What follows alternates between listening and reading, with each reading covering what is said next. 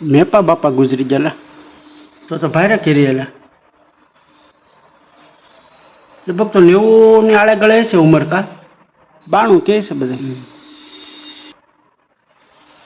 કૂતરા હવે બેફામ થાય ગામમાં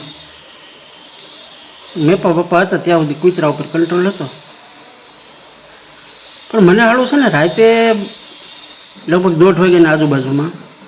જીવ તો એનો રાતે જ વહી ગયો હતો સવારે ખબર પડી હા એટલે એ કૂતરા રોતા હતા ને એની પરથી ખબર પડી ગઈ કે મેપા બાપાની ટિકિટ કપાઈ ગઈ હવે મોટા તો કસરા બાપા છે ને એ ખાટલે પડ્યા છે મેપા બાપા ક્યાં કસરા બાપા તો બીમાર હતા બરાબર પણ કૂતરા રોતા હોય